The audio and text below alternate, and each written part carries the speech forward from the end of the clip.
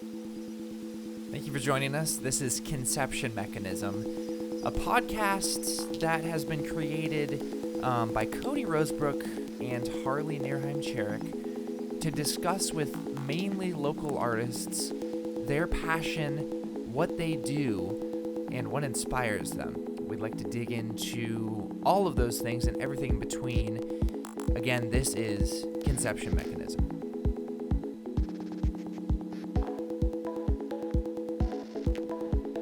Hey, my name is Harley Nerheim-Chereck. My name is Cody. And today we have Tim Chereck joining us. He is the grandfather or founding father of Mary's Quilt Records, which is a local Portland art collective. He has also done many music projects and bands, including Irrelevance, People Are Worth Nothing, Docile, Canadian Standard, the list goes on. And he is currently working on doing abstract expressionist paintings, primarily during the pandemic and pre-pandemic. So, hey, Tim, how's it going? Good. How are you doing? Doing great. Tell us about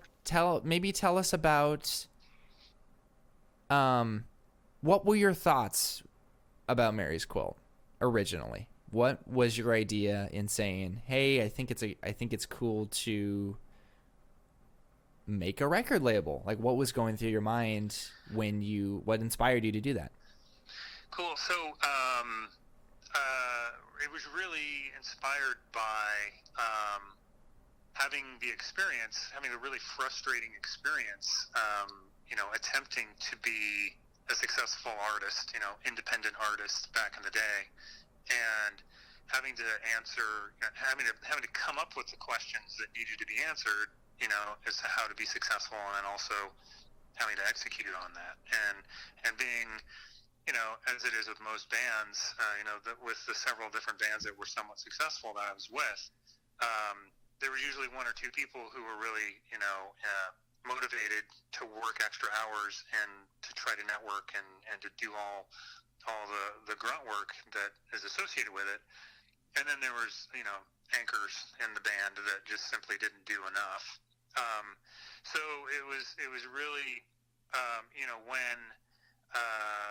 when I realized that there were people around me that could use this, use like the knowledge and the experiences that I had, learning from those experiences, I was really motivated to share it. And that's really where Mary's Quilt was kind of born, in the hopes that it would make it easier for other people, demystify some of the things that were, that are kind of thought about as being real in the music business when they really aren't. It's like, you're not going to be a rock star most likely, so what do you want to do?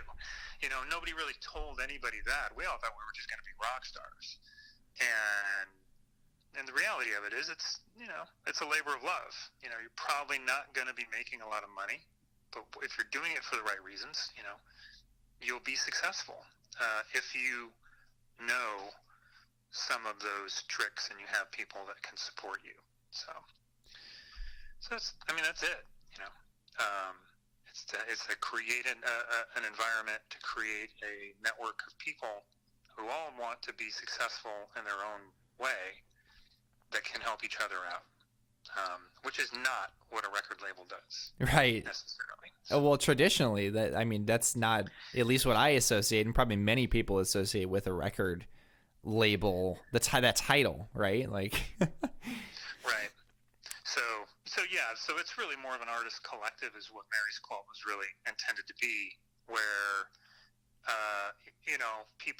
the people who join, they really kind of proclaim that they're going to do everything they can to help support the other artists in the collective, and just become a family. And Mary's Quilt doesn't. We donate our time. We donate some money, but typically that won't be the case. Is that the money will really, the investment and financial investment will really be up to the artist to create, to do duplication of their product, to if there's marketing materials, it will come from them, whatever they want to invest in it. But the label, Mary's Quilt doesn't take anything from any of the artists. All we're asking is that people kind of lean in together and try to help other artists just through, blunt force. Just gang together and try to help support other artists in ways that they just wouldn't get if they were just on a label. So. Right. Cody, do you have any questions? I'm going to just speak to him and, obviously we'll cut it out or something. Yeah. Do you want to ask some questions and I'll kind of repeat it for him? Oh man.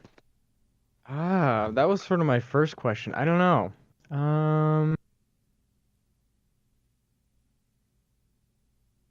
I mean, I guess no, I don't know.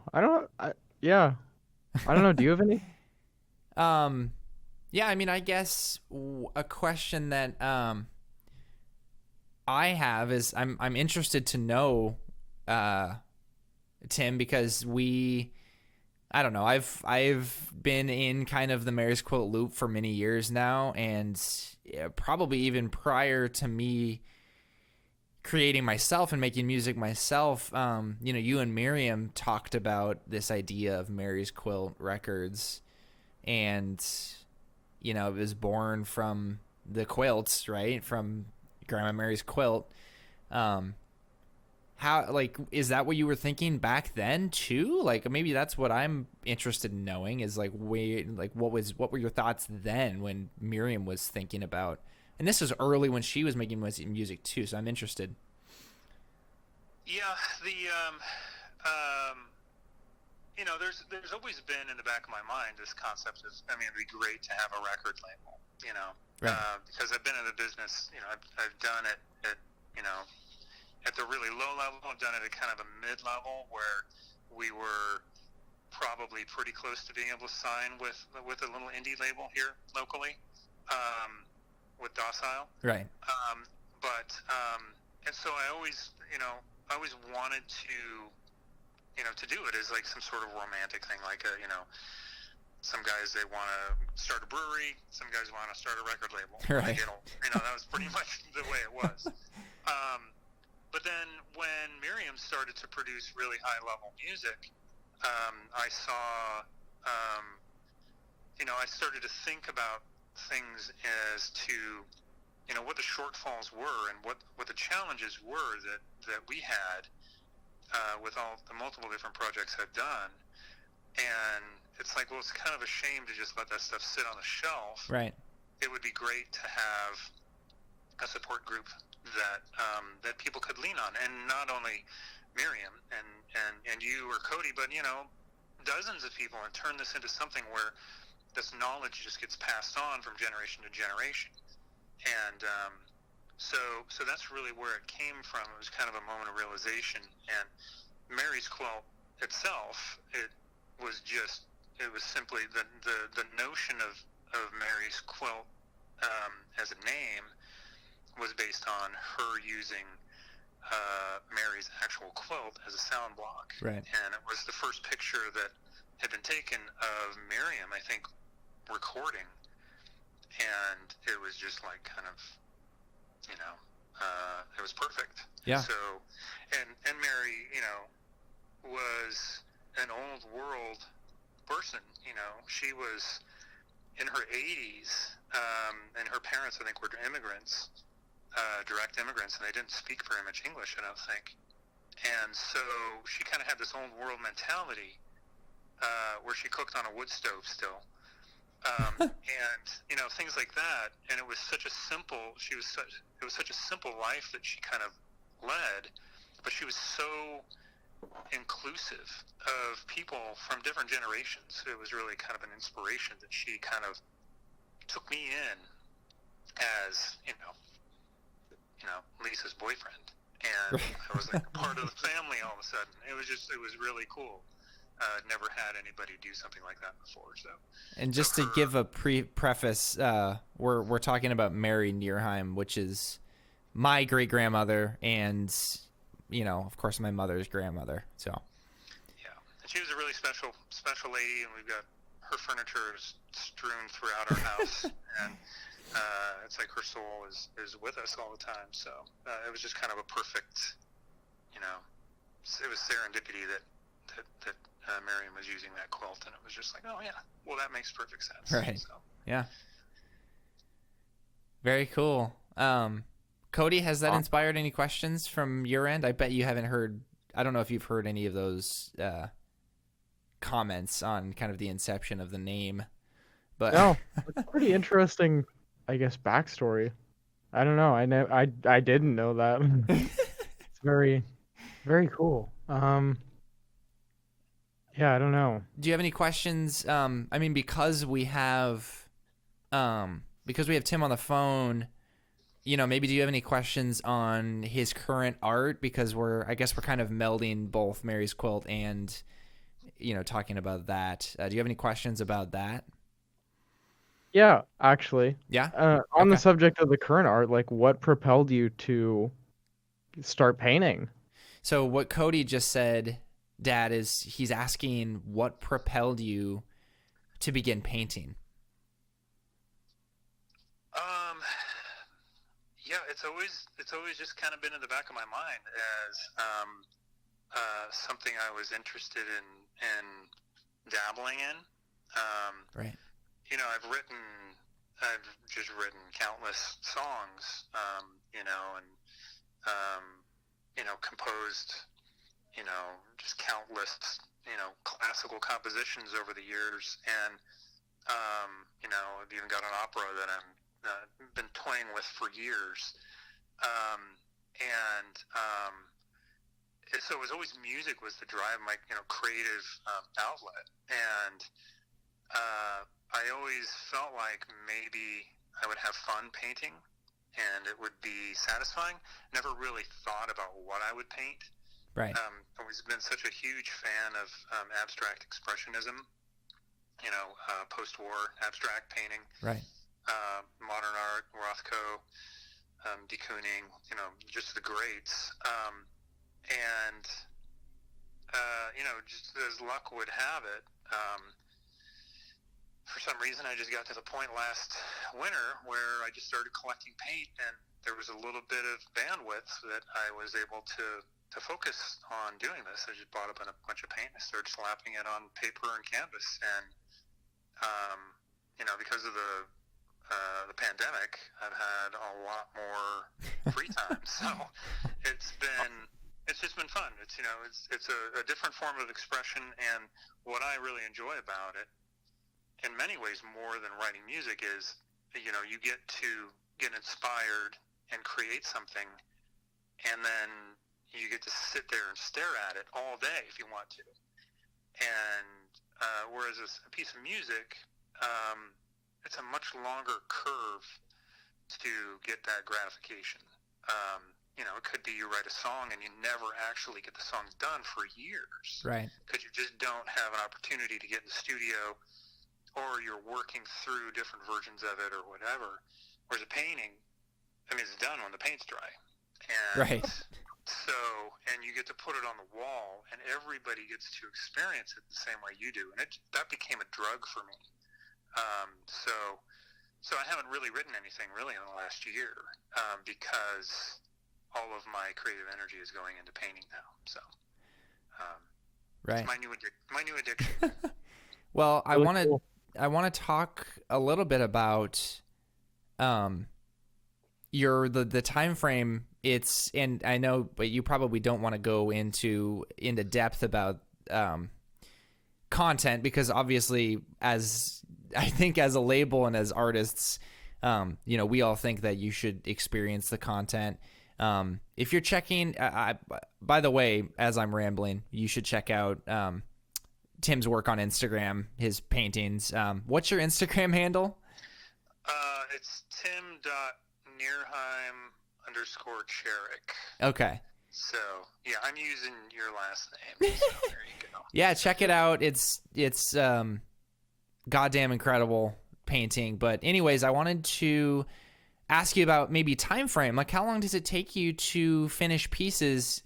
I know it's different for everyone, and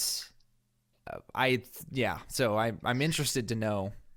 Yeah, that's a little bit of a taboo question to ask painters, to be honest. As I knew you would say. Right, because in one of, like, Rothko, you know, he one of his famous quotes was, you know, somebody asked him, well, how long did it take you to paint this painting? And he said something like, well, I'm 56 years old, so it took me 56 years. So, which is kind of true. It's like, it's, you know, the physical act of painting it is really the end product of, you know, potentially a life experience. So, culmination, right? Yeah. Yeah, it really is. You know, a painting literally could take me, you know, a day or longer to paint, and sometimes they take, you know, 20 minutes. Right. It just happens, and when it happens and it's right, you know, it's expressionism. So it's just it just happens, and my heart starts racing. Right. And it's like I'm putting this energy into it, and it's kind of hard to explain. You know, it's as though, because the way, like, I used to write music and still will in the future, is it was very you know, like, it's fly by the seat of my pants. It's like I would write a song. I'd sit down and I would write a song, and it would take me not much longer than the length of the song to really have the entire structure of the song put together. Right. So, and that's kind of the same way that I paint, pretty rapidly. So, and I know you probably won't want to go too far into the details on this next question I have, but, like, on a personal level, when I'm doing art, I really don't have very much previs, if you will, like any, like, preparation. Mostly it's like you just jump right into it. Are you the same way with painting, or are you doing any thought process that's kind of provoking, oh man, I want to go for this idea, whatever it may be? Or is it just like, oh my god, I feel this way, let's go? Yeah, it's totally based on feeling. Yeah. In fact, most of the paintings up to this point, I haven't even really thought about palette. Right. I would just grab a color and I'd put it on the canvas or paper, and then from whatever feeling that gave me, I would find another color. Right. You know, that might, you know, it might work with it or might not. I mean, just depending on the feeling that I'm getting from it. And there have been plenty of paintings that just look like complete garbage and should be burned because of that process. Sure, but I've been lucky to, you know, run into a couple that are pretty magical, in my opinion. I can't, you know, it's crazy that I've actually done a couple of these pieces. So I'm now getting to the point, you know, now that I'm getting long in the tooth as a painter, you know, I'm 11 months into it, that I'm actually starting to pick my palettes and finding that I'm able to kind of create a little more concise narrative, and, you know, it feels like I'm a little more successful in what I want to say. Right. When I take the time to kind of lay out, okay, these are the colors that kind of make sense to me right now, and yeah, so, and I've just started that recently, so we'll see where it goes. That's awesome. I mean, I agree. I mean, I think a lot of people agree that your paintings are kick-ass. So thank you. Keep doing it, man. Like, they're fucking nuts. I don't know if we're cursing on this podcast, so I guess we are, right? So you're in charge of it. So. I know, right? Yeah. Cody, do you have any other questions? Cody, No, can you hear me? not really. You don't? Yeah, Okay. yeah. I was just thinking. No, I mean, I don't know. Do you? Yeah, I'm trying to think of other, you know, topics we can discuss. Yeah, I mean, I guess what I'd like to say, you know, for the sake of the podcast, is that this, I don't know, I feel like Mary's Quilt originally kind of really had a hard focus on music, and I still, to some extent, think that, but I think we're really trying to delve into and be really accessible for artists that are outside of that medium, right? We want to be inclusive to any type of artist. It doesn't matter what they do. It could be sculpture, it could be photography, it could be film, what have you. We want to do our best to be, kind of provide a culture for people to like bounce ideas off of, and like any help that people, might need to help get their work out there. I think that's what we're like. Is that, would you say that's right, Tim? Like, would you think that that's kind of what we're trying to focus on and trying to get to, right? Yeah, no, absolutely. I think that's great. I mean, rarely are you going to have an artist that is expressing themselves in one specific medium. Right. That's it. Right. So yeah, I think that's great. And I think that focusing on that is just going to end up broadening, hopefully broadening our support base. And like you said, there might be somebody who is a painter that we bring on board, and they're producing, work that we can help them promote. We can make connections for them potentially, or just give them a platform in a way to help get visibility for their work. But they may be super passionate about, supporting one of the bands that we, have on the label as well, or some other art form.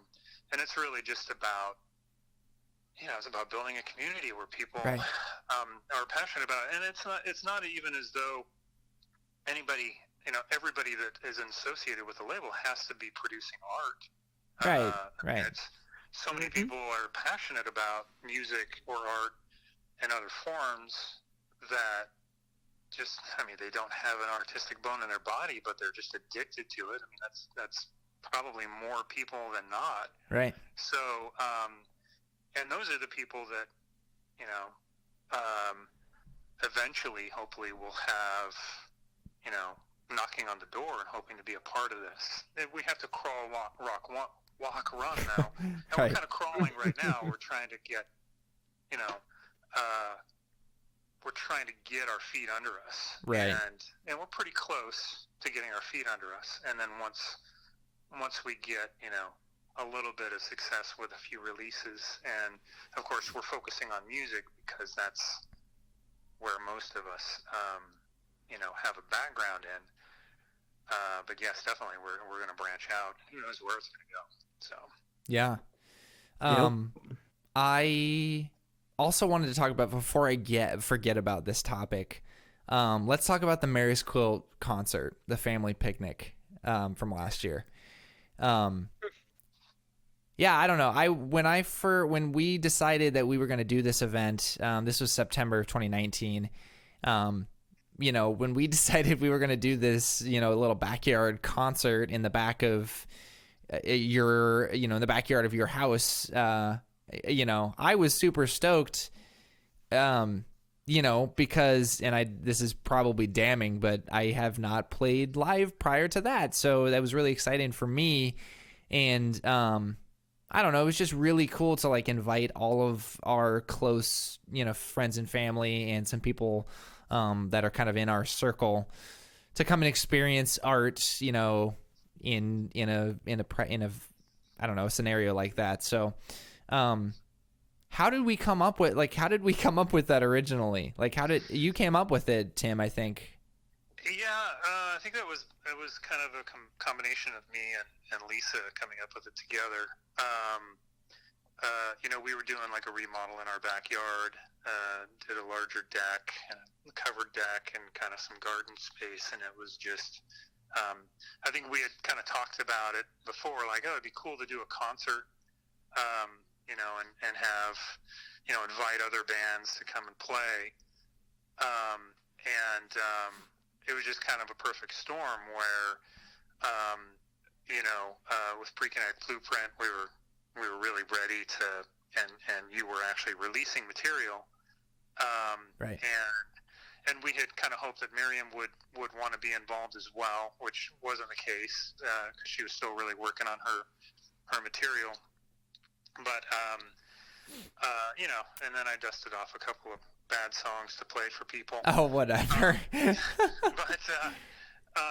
But it was great. I mean, it turned out to be a much bigger success and just a magical night that will last the rest of my life. Thinking about it, it was just such a magical night. It was. Yep. And yeah, it's I think a part of us were probably kind of thinking, well, this might be a one and done thing if it goes really badly. But we had about 20 people in the backyard watching, I believe. Yeah, at points it was even more. Like it fluctuated, but it was a good amount of people for first tiny concert. Pretty cool. Yeah, it was very successful, and it was really fun to see Pre-Connect Blueprint on the stage, and which was formerly known as Quiet that was Quiet Explosions, but is now it's actually now Cody Rosebrook. It's not Destroy Me Please. Cody keeps changing his name. Thanks, Cody. You're in charge of the website now. Oh my God. I'm sorry, no one understands what that means, but No. Welcome to the We'll talk about that later. roast of me. So yeah, it was so successful that it's something that we're definitely going to do every summer now, and hopefully it just gets bigger and bigger. And I mean, I was audacious enough to try to reach out to both Grouper and Big Thief and invited them all to come, and of course they didn't. But That's who legendary. knows, someday, that would be freaking fantastic. that'd have been nuts. Wouldn't that be crazy if they were like, "Oh, I'm out of town," but that'd be cool. Hey, you never know. That's true. Cody says you'll never know. You never know. You just never know. So yeah, it was really unfortunate with the pandemic. We were beginning to plan just an awesome day, and thinking about who else we could bring in other than Mary's Quilt artists to play. Yeah. And it just obviously just didn't even go anywhere because of the pandemic. So Yeah. hopefully next summer we will do it again. I mean, that's definitely the hope, and Only better. yeah, and what I've been thinking about is, gosh, next year, to kind of in the vein of being more inclusive to other mediums, we could really be showcasing, and I think the plan is to showcase other forms of art throughout the yard, on the just to kind of I don't know, make it more of an art experience than solely a concert, if you will. So I don't know. I feel like there's some creative ways we can work around it, and it's all kind of obviously still in the works because we're probably about a year out at this point. But anyways, yeah. So yeah, check out Cody Rosebrook. He's on Bandcamp. He joins us today. He's one of the founding members of Mary's Quilt. Yep. The couch scene, we mentioned Miriam Nerheim-Chereck. She's my sister and Tim's daughter. She is excellent, fantastic. She doesn't have almost anything to do with Mary's Quilt, but we love and adore her music. You could find her on Bandcamp at the couch scene. Shouts and then out. yeah, those shout outs. and then Pre-Connect Blueprint, which is you. So that is Cool. gotta show Ambient some love to yourself leaning. there. So the fantastic Pre-Connect Blueprint. So thank you. And Tim on Instagram. Oh yes, and Tim, what is it? Tim.Nerheim_Chereck on Instagram. yes. Okay, cool. Lots of And you cool can- painting. I mean, at this time, you could probably go to Nerheim-Chereck.com, which is going to end up having some of my stuff for sale probably Oh, in the cool. next couple of weeks. So, Sweet. So if you like it, you can buy it. Is that, yeah, I mean, if I'm sure that no one's seen this, but if you're interested in coming on and, speaking to us, of course, we're just Portland-based artists. almost no one knows about our music and on our art. But we love talking about it. We love making it. We have a super big passion, to be in a group, a community of people, of artists, that just love talking about it, creating, what have you. So if you're interested in having a conversation with us and, going through what you've made, what, we've made, what other people have made, what's inspired you, maybe what you're listening to, we'd love to have you on. And we've got a short list of people who we'll probably be inviting, to come speak and, talk about topics and, what have you. So, in any case, we want to enlarge our community like we've enlarged our hearts already. That is true. That's very true. And it's a serious issue, by the way. Yeah, I guess what we'll do is shut it down and get the hell out of here. So thank you for joining us today, Tim. Yeah, thank you. I know you can't hear me, really but appreciate it. Yeah, he can't hear you. Cody's like trying to talk. Yeah, so I guess we'll see you next time. Have a great day.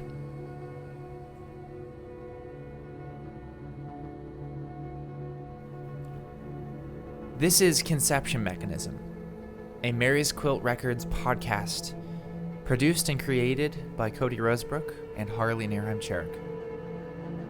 Join us next time. Thank you.